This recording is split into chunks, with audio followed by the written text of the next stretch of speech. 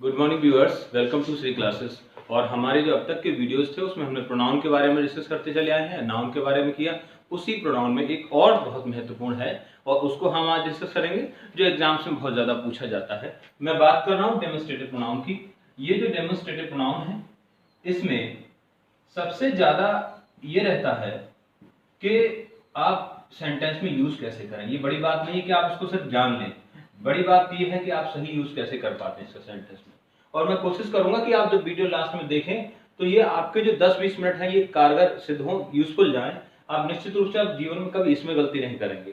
देखिए, लेकिन ध्यान से सुनना है बस, और कुछ नहीं करना, आपको देखना है बस। देखिए, इसमें एक दिस आता है ये और दूसरा दैट, ये दोनों सिंगुलर होते हैं। और एक दीज होता है और दोज, ये दोनों भी पाए जाते हैं। अब हम ये सब हैं, ये दोनों तो सिंगुलर हैं छात्रों, ये ध्यान रखना, ये दोनों सिंगुलर हैं, एक वचन के लिए आएंगे, ये दोनों प्लूरल होते हैं। अब सेंटेंस में देखिएगा, कुछ एग्जांपल्स के माध्यम से हम समझते हैं इसको कैसे यूज किया जाएगा, कैसे पूछा जाता है। जैसे एक सेंटेंस मैंने लिखा, दिस इज माई पेन। तो ये जो सेंटेंस है दिस इज माई पेन, इसमें आपने जो दिस का यूज किया ये आपने डेमोन्स्ट्रेटिव प्रोनाउन के रूप में यूज किया यहाँ पर। यही सेंटेंस मुझे हाल ही में 2016 का जो इंटरव्यू हुआ पीजीटी का, मुझसे भी पूछा गया और इंटरव्यूअर ने मुझसे पूछा कि इसमें दिस क्या किस तरीके से पार्ट्स ऑफ स्पीच के रूप में यूज किया गया है। तो दिस का मतलब ये नहीं कि आपने यह समझ लिया और आप इसका यूज जान गए, नहीं। क्योंकि देखिए, आप दूसरे सेंटेंस में अगर मैं लिखूं दिस पेन इज माइन, तो यहां पर भी दिस लिखा हुआ है, लेकिन ये जो दिस है वो यहां पर प्रोनाउन का काम नहीं कर रहा। ये मैं अगले एक्सरसाइज में आपको बताऊंगा, हालांकि जल्दी ही शॉर्ट में थोड़ा सा बता दूं, एडजेक्टिव का काम कर रहा है ये दूसरी, और इस सेंटेंस में ये प्रोनाउन बन जाता है। तो दिस हर जगह प्रोनाउन नहीं रहेगा, यहां प्रोनाउन का काम कर रहा है, यहां इसको डेमोन्स्ट्रेट कर रहा है। ये वर्ड लैटिन भाषा से लिया गया है जिसका मतलब भी यही होता है डेमोन्स्ट्रेट या शो करना। तो यहां पर ये प्रोनाउन का काम कर रहा है, दिस इज माय पेन। दो बातें इसके बारे में याद रखनी है। पहली बात, एक तो ये पास के लिए आता है। जब मैं कोई चीज कहूं कि मेरे पास में अगर ये बोर्ड है तो दिस इज बोर्ड, जो भी है दिस इज अ मार्कर, कोई भी चीज पास में हो तो दिस आता है। वहीं इसका अपोजिट हो जाता है दूसरा इसका भाई, और वो दैट है।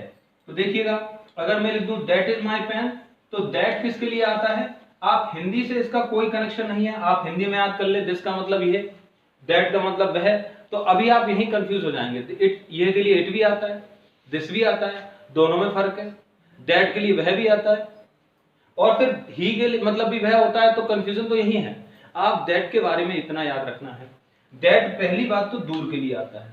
किसके लिए आता है? दूर के लिए। मुझसे कोई दूर कोई चीज बाइक है, that is a bike, that is a man. ऐसा जरूरी नहीं है कि वस्तु के लिए ही आएगा, दूर कोई भी चीज है उसको दैट आ जाएगा, that is a man, that is a boy. तो ये दोनों, ये दूर के लिए आता है, ये पास के लिए आता है, लेकिन दोनों के दोनों सिंगुलर के लिए यूज करते हैं। अब देखिएगा दूसरी ओर हम देखें छात्रों, तो दूसरे सेंटेंस में अगर आप आगे बढ़ेंगे तो आता है दीज और दोज।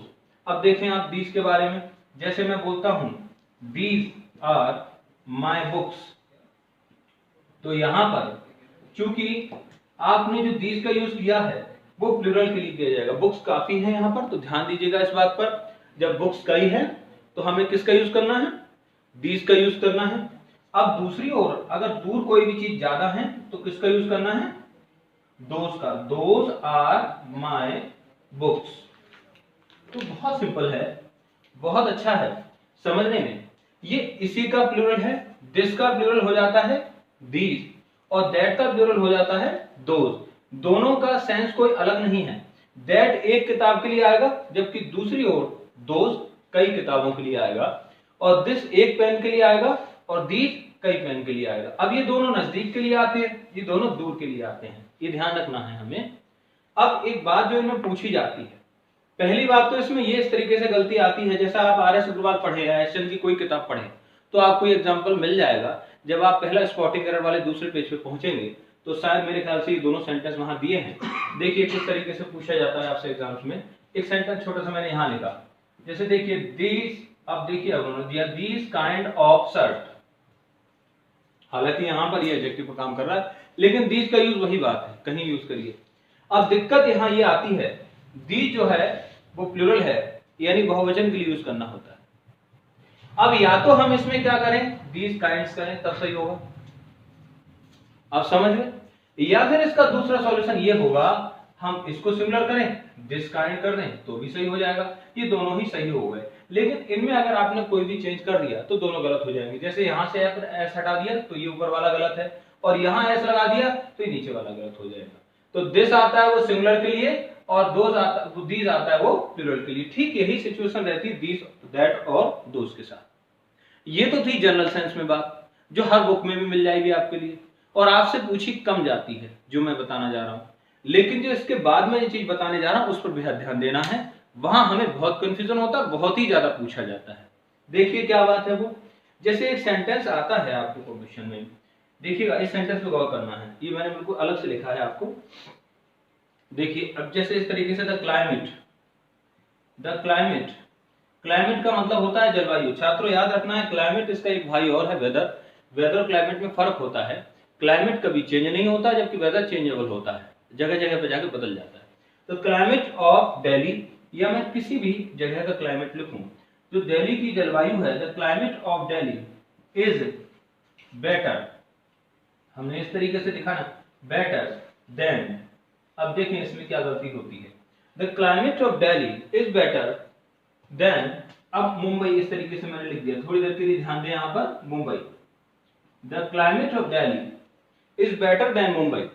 ये इस तरीके से सेंटेंस, कोई सा ऐसा प्रैक्टिस सेट नहीं है जिसमें आपको ये मिल जाए, यहाँ क्लाइमेट की जगह कुछ और हो सकता है, लेकिन इसी तरीके का सेंटेंस जरूर होगा और पूछा खूब गया है एसएससी में।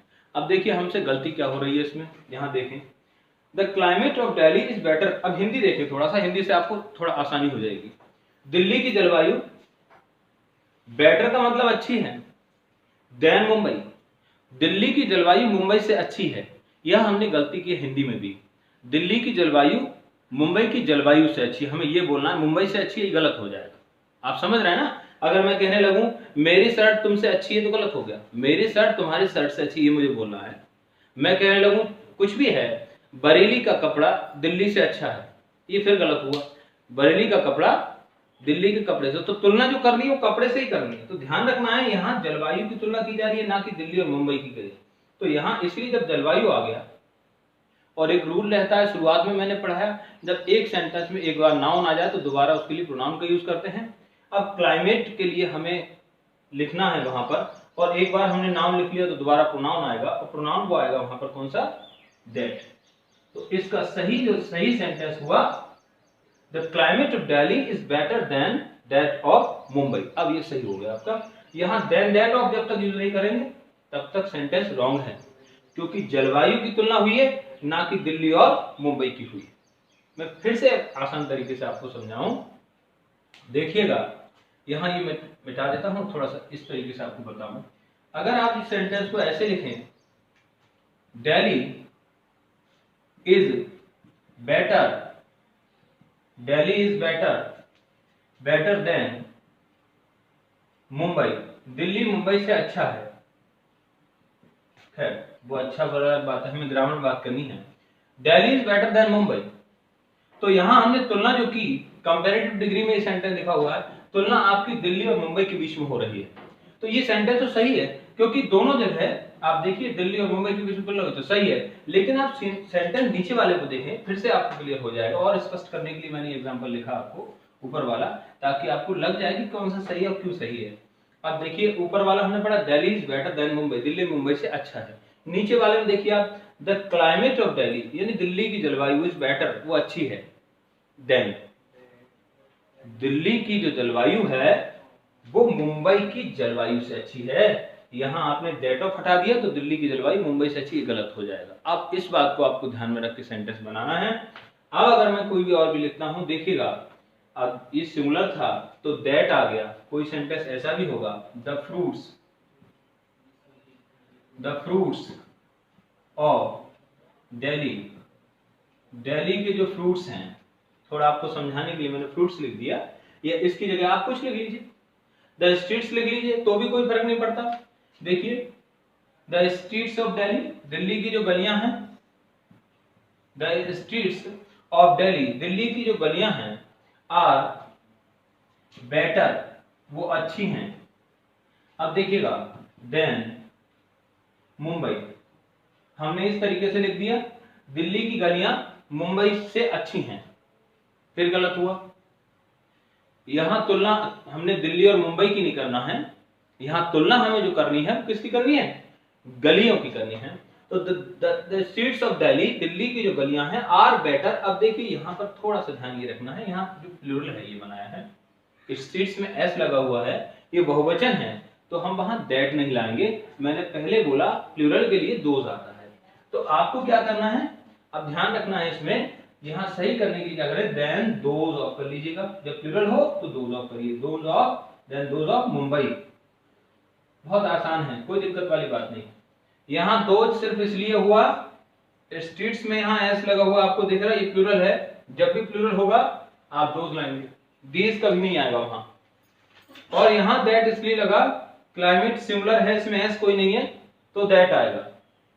ये आपको ध्यान में रखते हुए बनाना है कि अगर तुलना, कभी कई बार ऐसा होता है कि तुलना सीधे सीधे उस वर्ड की, जैसे दिल्ली और मुंबई की नहीं हो रही बल्कि क्लाइमेट की हो रही है, तो हमें दैट लाना होगा। और इसी स्थिति में यहाँ स्ट्रीट्स की जगह कुछ और भी हो तो ये बेहद ध्यान रखने वाली बात होती है।